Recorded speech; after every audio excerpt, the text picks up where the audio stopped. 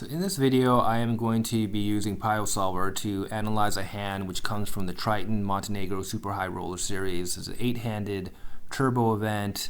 It's day one. It's a 27.5k euro buy-in. This is pretty early in the event, so the players are relatively deep stacked. The 200k again immediately. Also over to the big blind. He's going to defend 9. So the action begins with Steve O'Dwyer in the low jack. He opens up 2.5x with Jack 10 of hearts, pretty standard raise, and it folds around to Linus Love sitting in the big blind with 9-6 offsuit. Not the greatest hand in the world, but given that there is a big blind Andy, he decides to call. And 6 offsuit.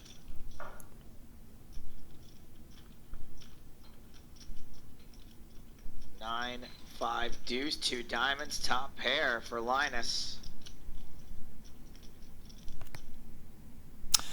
So Linus flops top pair, and he decides to check. If we look at the solver strategy, we see that the solver will check the vast majority of this range. I've given him an assumed range that's pretty wide, that's calling most suited cards, calling pretty much all aces, and some of these unsuited connected cards as well. There is a little bit of a donking lead range here with some of these top pairs, and the 9-6 offsuit in particular will donk lead maybe a third of the time or so. But the vast majority of this range should be checking, and so Linus does decide to check. Dwyer, this is a pretty good board to continuation bet. So Steve decides to c-bet here. I think the graphic is wrong. I think he actually c-bet 13,000, which is a full pot size bet. And if we look at the solver strategy, this is the assumed range I've given Steve in the middle position. The solver is actually c-betting over 80% of the time, and it is favoring this full pot size bet, which is a little bit surprising to me. These days you see in tournaments people typically are betting like 1/3, 1/4, or 1/2 pot size bet. But the solver is favoring the full pot size bet. If I had to speculate why, I would guess it's because Steve should have a pretty strong nuttiness advantage here. He should have all of the over pairs in his range. He should have the top sets and some even middle and bottom sets as well. A lot of these hands that are just crushing Linus's range in the big blind where he's calling very wide. But at the same time, with the 9 high board, it's a relatively compressed board. And even though Linus's range doesn't smash this board, he should connect with a pretty high frequency with some parts of this board, right? So he's going to have a lot of top pairs, middle pairs, and bottom pairs. He should have flush draws and both open-ended and gut shots draws as well. So I think this is a type of board that the big blind will connect to some degree with, so that the big blind can withstand and call a larger raise size. Steve does decide to bet a full pot size bet here, and the action goes back to Linus. Seems like a pretty obvious spot for just call, Randy? Yeah, there's a chance that Dwyer actually bet bigger on the flop based on... I'm sure it's a little bit tricky, but I believe the yellow chips is 5,000 apiece. Well, I just heard Linus say Check 28, raised to 28,000. So Linus decides to check raise with his top pair, and it's a relatively small raise. He raises around 2.2x. And if we look at the solver strategy, the solver is check raising some of these 9s, and the 9-6 offsuit in particular, and Linus is holding in particular, where he's holding a spade and a club. The solver is check raising this around 1/3 of the time. If I had to guess why, I would think it's because he's unblocking the potential front door and backdoor flush draws that Steve could have c-bet with. The announcers seemed pretty surprised by this check raise, and I think if Steve had bet like a more standard raise, like let's say quarter size pot we see that the solver is actually check raising this 9 with pretty high frequency. And I think the reason for that is kind of apparent, right? He has top pair, which is not a great hand, but at the same time, even though Steve has a significant range advantage, he's going to have a lot of Broadway type card, holdings that are completely whiffing this board, right? And Linus, he's out of position, and if he sees a overcard come out on the turn or the river, it's going to make his life very difficult, right? Because even if Steve doesn't actually hit one of his cards on the turn or river, if an overcard comes out, he's going to be able to bluff in position and blow Linus off of his top pair with, pretty high regularity. So, if you think about it, it does actually make sense to check raise here with some degree of frequency. So Linus does check raise. This is very uncommon. A lot of people are like, Yeah. you got top pair, just check call because you want to keep the pot small. But, Yeah. Linus is on a different level. And Looking at the solver, this seems to be a pretty standard call, although O'Dwyer could raise here. He could 3-bet.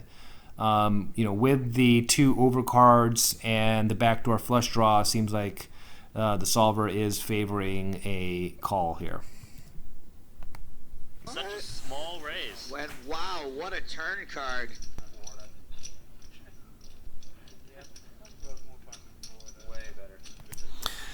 So the turn brings a queen of hearts, and Linus decides to check. If we look at the solver, we see that the solver is indeed checking virtually its entire range here. The queen obviously is a card that's more favorable for the pre-flop raiser, and therefore the big blind will tend to check here.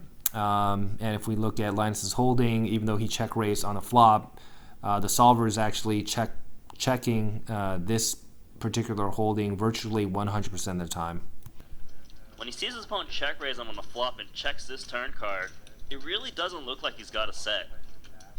He's going to take it slow.